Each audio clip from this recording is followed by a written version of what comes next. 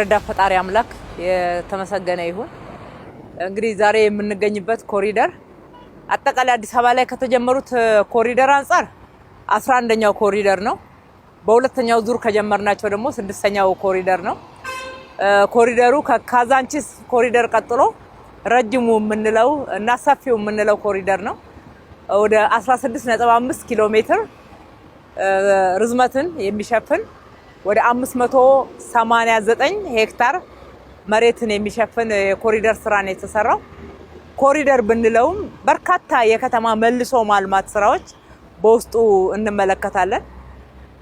እነኚህን ስራዎች ስንሰራ አንደኛ ፍትሃዊነት ጉዳይ ነው። የተሽከርካሪ መንገዶችን አስፍተናል። አሁን ከሃይሌ ጋርመንት እስከ ጀርመን አደባባይ ያለውን ካየን በሁለቱም መንገድ እንዲሰፋ ተደርጓል። የእግረኛ መንገድ ድሮ ከነበረው ስታንዳርዱ ከፍ ብሎ ምቹ ተደርጎ ተጨማሪ መገልገያዎች ተጨምረውለት ተሰርተዋል። የእግረኛ መንገዱ 33 ኪሎ ሜትርን የሚሸፍን ነው። በስፋቱም ካየነው እስከ 8 ሜትር እስከ 5 ሜትር እንደየቦታው ስፋት ያላቸው የእግረኛ መንገዶች ተገንብተዋል። ወደ 13.5 የሚሆን የሳይክል መንገድ ተገንብቶበታል። ከሁሉ በላይ ደግሞ ማህበረሰቡ የስራ እድል እንዲያገኝ ቋሚና ዘላቂ ስራ እንዲያገኝ ወደ 1100 ሱቆች በመንገዱ ላይ ተገንብተዋል። በጣም ቢዚ የሚባል መንገድ ነው። በርካታ መሸጥ፣ መለወጥ፣ ግብይት፣ ቢዝነስ የሚሰራበት መንገድ ስለሆነ ማህበረሰቡ ይህንን እድል እንዲጠቀምበት በጉልት ሲሰሩ የነበሩ እናቶች ጽድት ያለ ሱቅ የተሰራበት ጥላ ስር ተቀምጠው ብቻ ሳይሆን የሚያምር ስፍራ፣ ንጹህ ስፍራ ተቀምጠው በተሻለ ሁኔታ መነገድ የሚችሉበት በርካታ ጎስቋላ ገጽታዎች አበባ መስለው ፍክት ብለው የተሰሩበት ነው። የአዲስ አበባ ወጣቶች ለስፖርት ያላቸው ፍቅር የተለየ ነው። የህብረተሰቡን ፍላጎት እና ጥያቄ ነው በዚህ ውስጥ እየመለስን ያለ ነው። ከዚህ የተነሳ በዚህ ኮሪደር ላይ 20 የስፖርት ሜዳዎች ተሰርተዋል። 20 የህፃናት መጫወቻዎች ደግሞ በተጨማሪ ተሰርተዋል። በየመንገዱ መጸዳዳት ነውር መሆን አለበት ብለን ጽዱ ኢትዮጵያ ኢኒሼቲቭ በጠቅላይ ሚኒስትራችን የተጀመረው እውን ከተደረጉበት ኮሪደሮች ውስጥ አንዱ ነው። 40 መጸዳጃ ቤታዎች ተሰርተዋል። የፓብሊክ ማለት ነው፣ የህዝብ 40 መጸዳጃ ስፍራዎችን ሰርተናል። የወንዝ ልማት አለው። 5.2 ኪሎ ሜትር የሚሆን የወንዝ ዳርቻ ልማት ተሰርቷል። ወንዞቻችን ለአይንም የማይመቹ ለአፍንጫ የማይመቹ የጤና ጠንቅ ሆነው የከረሙበት ታሪክ የተቀየረበት ነው እና ልማታችን አካታች ልማት ነው።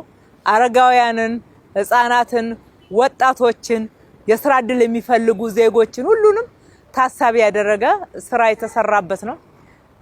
የከተማ ስታንዳርድ፣ የከተማ ቀለም፣ የከተማ ፋሳድ፣ የመብራት ቀለም፣ የመብራት ስታንዳርዳይዜሽን የምንለው ከተማ የሚያሰኙ መሰረታዊ የተባሉ መሰረተ ልማቶች ተተግብረውበታል። በተለይ ከዘላቂ ልማት አንፃር መሰረተ ልማቱ ላይ የድሬኔጅ፣ የስዌሬጅ፣ የመብራት እንደ ሸረሪት ድል የተጠላለፉ የነበሩት እነኛ ገመዶች ጠፍተው ከመሬት በታች ሆነው በእያንዳንዱ ቦታ ላይ መሰረታዊ ኢንተርቬንሽን ወይም ደግሞ መሰረታዊ የሆነ አዳዲስ ስራዎች የተሰሩበት ነው። የመንገድ አካፋዮቻችን እንደምታዩት ህዝብ አረፍ የሚልባቸው፣ ውሃ የሚጠጣባቸው፣ መጸዳጃ ቤት መግባት የሚችልባቸው፣ ከፈለገ ደግሞ ዘና ብሎ ቁጭ ብሎ መጽሐፍ የሚያነብባቸው ስፍራዎች እንዲሆኑና እያንዳንዱ የሚቀመጠው ቦታ የሚማርበት የሚያርፍበት ለአእምሮም ለጤናውም ምቹ እንዲሆኑ የተደረገ ነው። ይሄ እንግዲህ ቃል በተግባር ነው። ለህዝባችን ቃል ገብተን ነበር። ከልብ እናገለግላለን። የምናገለግለው አገልግሎት ዝም ብሎ የሚወራ ሳይሆን በተጨባጭ የህዝቡን ህይወት የሚለውጥ በህዝቡ ኑሮ ላይ አዳዲስ እሴቶችን እና የኑሮ ማሻሻያዎችን የሚያመጣ ህዝቡ ሰፊ የስራ እድል የሚያገኝበት፣ ገቢ የሚያገኝበት፣ ኢኮኖሚ የሚነቃቃበት እንዲሆን አድርገን ነው የምንሰራው ብለን ለህዝባችን የገባነውን ቃል በተግባር ፈጽመንበታል። ከልብ ነው የሰራነው። ከልብ ነው ህዝባችንን እያገለገልን ያለነው። በእያንዳንዱ ስራ ውስጥ ህዝቡ አልተለየንም። ትልቅ ምስጋና ማቅረብ እወዳለሁ። በየደረጃው ያለው ኮሪደር ሲሰራ ማህበረሰቡ ሌላው ቢቀር የራሱን ህንጻ በማጽዳት ሱቆቹን ወደ ስታንዳርድ በመቀየር በፋሳድ እንዲሁም ደግሞ በሺዎች የሚቆጠሩ ህንጻዎችን መልሶ በማጽዳት አብሮን ሰርቷል።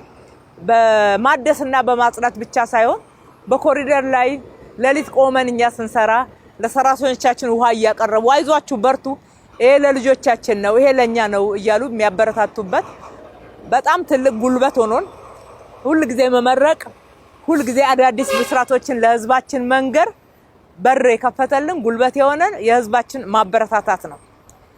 ቀጥሎ ደግሞ አመራራችን ነው። አመራራችን ዲሲፕሊን ሆኖ ስራ ላይ ውሎ አድሮ ራሱ ምሳሌ ሆኖ እየሰራ ሌላው እንዲያግዘን ያደረገበት አግባብም በእውነት ይሄ እድለኛ አመራር ነው።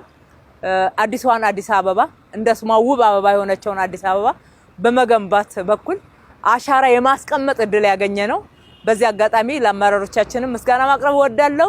ከሁሉ በላይ ሐሳቡን አዲስ አበባን እንደ ስሟ አበባ እናደርጋታለን የሚል ትልቅ ቪዥንና በውስጣቸው ከፍተኛ የሆነ ራዕይ ይዘው የመሩን ያበረታቱን ምሳሌ የሆኑን ክቡር ጠቅላይ ሚኒስትራችን ትልቅ ምስጋና እናቀርባለን። እድለኞች ሆነን እንደዚህ አይነት ስራ መስራት እንድንችል ስለመሩን ምሳሌም ሆነው ደግሞ እያበረታቱ በየቦታው አስተያየት እየሰጡ እየተከታተሉ ጭምር እንደዚህ አይነት ስራዎችን ሰርተን በህዝባችን ፊት ሞገስም እንድናገኝ እነሆ ብለን ለህዝባችን ተጠቃሚነት ማቅረብ እንድንችል እድል አግኝተንበታል። አጠቃላይ እንግዲህ ከፉሪ አደባባይ ጀምሮ በኃይሌ ጋርመንት እስከ ሳር ቤት ድረስ ፏ ብሏልና ህዝባችንን እንኳን ደስ ያላችሁ፣ ተጠቀሙበት፣ የእናንተ ነው። ልጆቻችሁ፣ ህፃናቶች፣ አዛውንቶች ሁሉም የጋራ የሆነ መጠቀሚያም እንደየእድሜያቸውና እንደየፍላጎታቸው ደግሞ ተሰርቷል። ለዛሬው ትውልድ ብቻ አይደለም ለሚቀጥለው መተላለፍ አለበት። ስለዚህ በመንከባከቡ በኩል አደራ የወጣበት የእናንተ ሀብት ነው፣ እንዳይባክን አጠቃቀም ላይ እንዳይበላሽ። ስለዚህ በጋራ እንጠብቀው፣ እንሰራለን እጅ ለእጅ ሳይዘን። ብዙ ኮሪደሮች እየተጠየቁ ነው አሁን አዲስ አበባ ላይ። ሁሉም ባንዴ ባንሰራም ቅደም ተከተል ይዘን ከህዝባችን ጋር እየተወያየን ስራችንን እንቀጥላለን። በዛሬው ፈጣሪ አምላክ ስላሳካልን በጣም ደስ ብሎናል። እጅግ አድርጌ አመሰግናለሁ።